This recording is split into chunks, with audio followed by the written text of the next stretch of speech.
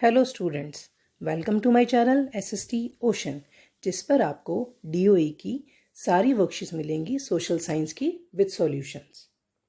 Hello students, आज की हमारी वर्कशीट है सोशल साइंस की और टॉपिक है हिस्ट्री और वर्कशीट नंबर है हमारा 58। और बेटा आज की डेट है 26 नवंबर। बेटा ये हमारी एक और वर्कशीट जो हमने लास्ट भी की थी वो भारत में राष्ट्रवाद पे की थी। ये भी उसी का ही मतलब रिवीजन है, उसी की पुनरावृत्ति है। और इस वर्कशीट में आपको 10 क्वेश्चंस दिए गए हैं पहले। इन 10 क्वेश्चंस के मार्क्स भी अलग अलग हैं, कुछ 3 नंबर के हैं, कुछ 5 नंबर वाले हैं। तो बेटा इन क्वेश्चंस को एक बार हम रीड कर लेते हैं, फिर इनके आंसर्स आपको मैं बता देती हूँ।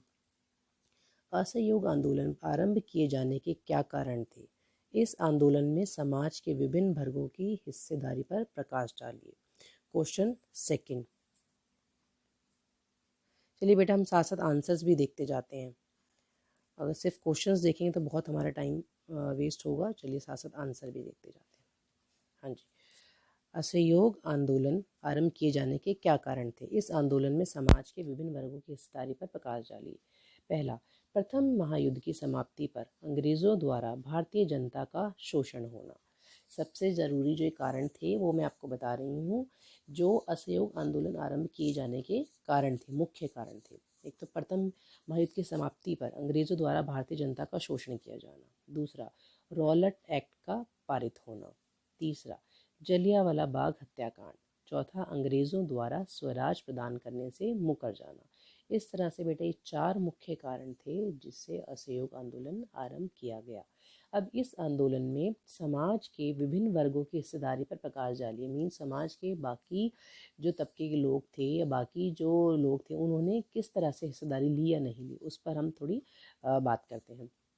विभिन्न वर्गों की हिस्सेदारी। शहरों में आंदोलन मीन्स इस आंदोलन में शहरी लोगों ने भी बढ़ चढ़कर भाग लिया। दूसरा, ग्रामीण इलाकों में विद्रोह। ग्रामीण लोगों ने मीन्स किसान लोगों ने, इन लोगों ने भी बढ़कर भाग लिया और विद्रोह कर दिया। तीसरा, आदिवासी क्षेत्र के लोग भी इस आंदोलन से जुड़ गए और उन्होंने भी इसका विद्रोह करना शुरू कर दिया। इस तरह से बेटा क्वेश्चन सेकंड है हमारा, खिलाफत आंदोलन को प्रारंभ करने के मुख्य कारण कौन कौन से थे? भारतीय राष्ट्रीय आंदोलन में उसका क्या योगदान था?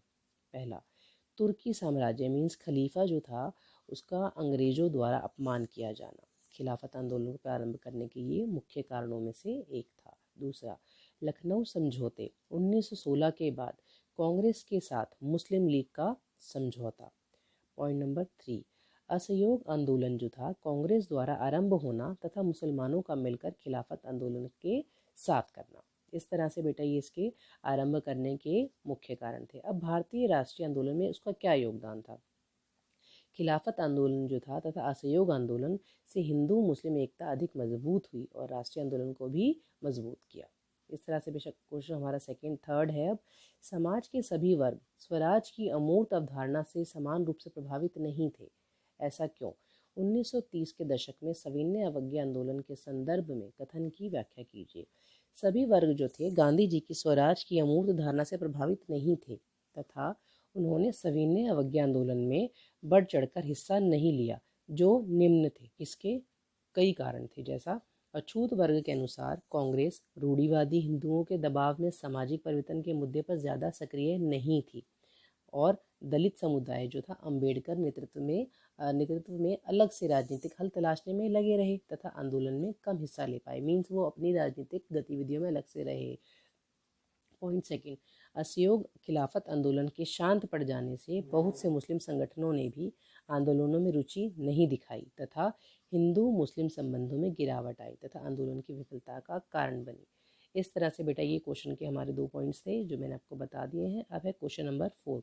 31 जनवरी 1930 को वायस राय इरविन को महात्मा गांधी द्वारा लिखे गए पत्र में कौन सी 2 प्रकार की मांग की गई थी और नमक कानून की मांग सबसे महत्वपूर्ण मांग क्यों थी? तो बेटा इसका आंसर है 31 जनवरी 1930 को गांधी जी ने वायसराय इरविन को एक खत लिखा। इस खत में उन्होंने 11 मांगों का उल्लेख किया था। इसमें उन्होंने 11 डिमांड्स रखी गई थी। इनमें से कुछ सामान्य मांगे थी जबकि कुछ मांगे उद्योगपतियों से लेकर किसानों तक विभिन्न तबकों से जुड़ी हुई थी।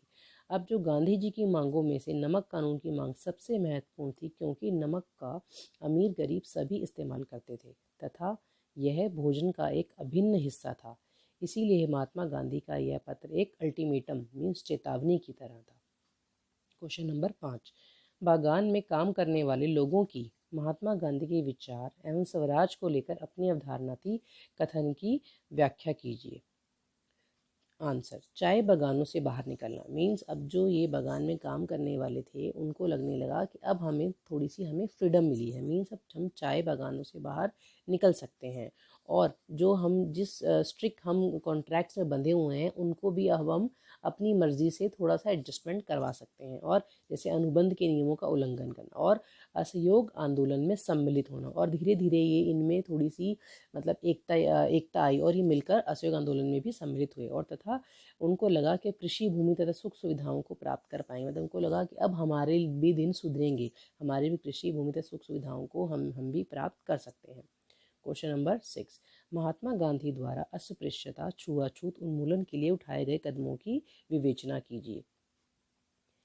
महात्मा गांधी ने ऐलान किया कि अस्पृश्यता को खत्म किए बिना 100 साल तक भी स्वराज की स्थापना नहीं की जा सकती। मीन्स महात्मा गांधी ने बताया जब तक ये छुआछूत नहीं हटेगी तब तक भी हमें स्वराज नहीं मिल सकता।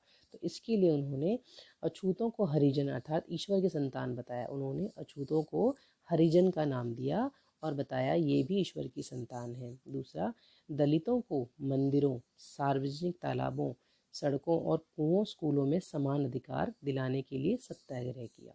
तीसरा, उन्होंने ऊंची जातियों का आह्वान किया कि वे अपना हृदय परिवर्तित करें और अस्पृश्यता के पाप को छोड़ें। इस तरह से बेटा हमारा ये भी क्वेश्चन हो गया। क्वेश्चन नंबर 7, सविनय अवज्ञा आंदोलन की प्रमुख विशेषताओं का वर्णन कीजिए। यह आंदोलन असहयोग आंदोलन से किस प्रकार भिन्न है? सबसे पहले इसकी विशेषताओं की बात कर लेते हैं। देश के विभिन्न भागों में हजारों लोगों ने नमक कानून तोड़ा तथा सरकारी नमक कारखानों के सामने प्रदर्शन किए। दूसरा, किसानों ने राजस्व, आय और करों का भुगतान करने से इनकार कर दिया। तीसरा, जंगल के लोगों ने वन कानूनों का उल्लंघन किया। चौथा, विदेशी वस्तुओं का बहिष्कार किया गया, जिससे ये सविनय अवज्ञा आंदोलन को मजबूती मिली। अब यह आंदोलन जो था वो असहयोग आंदोलन से किस प्रकार भिन्न था? सविनय अवज्ञा आंदोलन का लक्ष्य था बेटा पूर्ण स्वतंत्रता, जबकि असहयोग आंदोलन का लक्ष्य था स्वराज की प्राप्ति। और सविनय अवज्ञा आंदोलन का मुख्य उद्देश्य था कानूनों की अवज्ञा था, जबकि असहयोग आंदोलन में मुख्य उद्देश्य ब्रिटिश सरकार के साथ सहयोग नहीं करना था। इस तरह से बेटा ये दो अंतर भी थे। अब क्वेश्चन नंबर 8 देख लेते हैं। भारत में विभिन्न आंदोलनों में महिलाओं की भूमिका का वर्णन कीजिए। सविनय अवज्ञा आंदोलन में महिलाओं ने बढ़ चढ़कर भाग लिया, लेकिन उनमें से अधिकांश शहरों में रह रही ऊंची जाति से थी और ग्रामीण इलाकों के धनी व्यापारों से थी घरों से थी। दांडी मार्च तथा सविनय अवज्ञा आंदोलन में महिलाओं की भागीदारी सर्वाधिक रही है। इस तरह से बेटा इससे में पता चलता है कि आंदोलनों में महिलाओं की महत्वपूर्ण भागीदारी रही है। क्वेश्चन नंबर 9, पूना पैक्ट पर संक्षिप्त टिप्पणी कीजिए। पूना पैक्ट अथवा पूना समझौता जो था भीमराव अंबेडकर और महात्मा गांधी जी के मध्य हुआ था। कहाँ पर हुआ था बेटा? ये पुणे की यरवदा सेंट्रल जेल में, और 24 सितंबर 1932 को हुआ ये, 24 सितंबर 1932 को, और पुणे की यरवदा सेंट्रल जेल में हुआ था।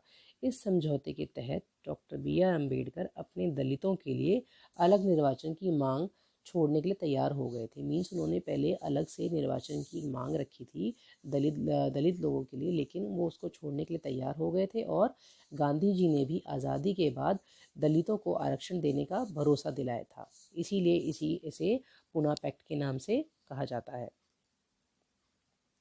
अब बेटा हमारा नेक्स्ट जो क्वेश्चन है वो एक बार देख लेते हैं। क्वेश्चन नंबर 9 की बात है। क्वेश्चन 10, भारत में लोगों ने साइमन कमीशन का विरोध क्यों किया?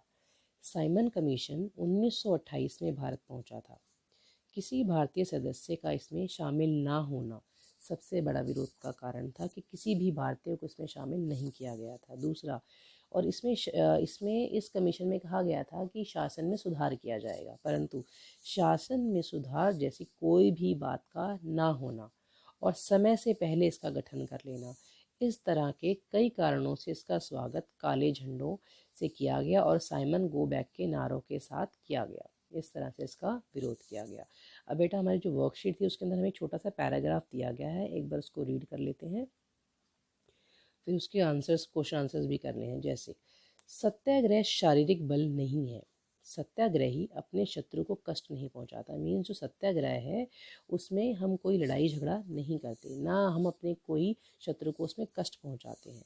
वह अपने शत्रु का विनाश नहीं चाहता। सत्याग्रही जो होता है, सत्याग्रह जो करने वाला जो होता है, वह अपने शत्रु का विनाश नहीं चाहता। सत्याग्रह के प्रयोग में दुर्भावना के लिए कोई स्थान नहीं होता। मीन्स जब वो सत्य का आग्रह करता है तो उसमें दुर्भावना नहीं होती। सत्याग्रह तो शुद्ध आत्मबल है। मीन्स वो एक प्योर आत्मबल है। सत्य ही आत्मा का आधार है और जो सत्य है वो ही आत्मा का आधार होता है। इसीलिए इस बल को सत्याग्रह का नाम दिया गया है। सत्याग्रह मीन्स बेटा सत्य का आग्रह, अपनी बात को सच्चाई के साथ रखना। आत्मज्ञान से हमेशा, आत्मा जो होती है वो ज्ञान से हमेशा लैस होती है। इसमें प्यार की लौ जलती है। अहिंसा सर्वोच्च धर्म है। इसमें कोई संदेह नहीं कि भारत विनाशकारी शस्त्रों के मामले में ब्रिटेन या यूरोप का मुकाबला नहीं कर सकता, क्योंकि भारत जो है विनाशकारी शस्त्रों से दूर रहना पसंद करता है, वो जान माल की हानि नहीं करना चाहता। अंग्रेज जो है युद्ध के देवता की उपासना करते हैं। मीन्स जो अंग्रेज हैं वो ही युद्ध चाहते हैं। वे सब हथियारों से लैस हो सकते हैं, होते जा रहे हैं। भारत में करोड़ों लोग कभी हथियार लेकर नहीं चलते। उन्होंने अहिंसा के मार्ग को आत्मसात कर लिया है। तो बेटा इस तरह से आज की हमारी वर्कशीट का जो था एक ही पैसेज था। अब इसके 5 क्वेश्चन हैं। सत्याग्रह शब्द से आप क्या समझते हैं और आत्मा का मूल क्या है, युद्ध के देवता की उपासना कौन करता है, और उपरोक्त गद्यांश का सार अपने शब्दों में लिखिए। तो बेटा इसके आंसर्स भी मैंने लिखे हुए हैं, वो मैं आपको दिखा देती हूँ एक बार। ये देखिए, सत्याग्रह से आप क्या समझते हैं, मीन्स सत्य के लिए संघर्ष। दूसरा, आत्मा का मूल क्या है, सत्य ही आत्मा का मूल आधार होता है। युद्ध के देवता की उपासना कौन करता है, इट मीन्स युद्ध को कौन मानता है ज़्यादा, युद्ध कौन करना चाहता है, तो वह थे अंग्रेज। उसके बाद है बेटा 4th, उपयुक्त गद्यांश का सार अपने शब्दों में लिखिए। सत्याग्रह में सत्य, प्रेम तथा अहिंसा को अपनाते हुए अपनी बात स्थिरता से व मजबूती से रखा जाता है।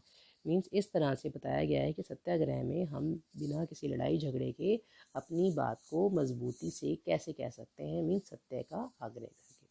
तो इस तरह से बेटा आज की अपनी वर्कशीट हो गई है कंप्लीट। ये स्टार्टिंग में 10 क्वेश्चंस दिए गए थे और फिर पैसेज के 4 क्वेश्चंस थे। तो आप बेटा अपनी वर्कशीट्स अपनी अपनी कॉपीज़ में कर लीजिए। हेलो स्टूडेंट्स, आपको अगर कोई और लेसन पढ़ना हो या किसी और वर्कशीट की वीडियो चाहिए हो तो आप प्लीज़ कमेंट बॉक्स में ज़रूर लिखें और मेरे चैनल को और वीडियोस को लाइक, शेयर एंड सब्सक्राइब करते रहें। Thank you.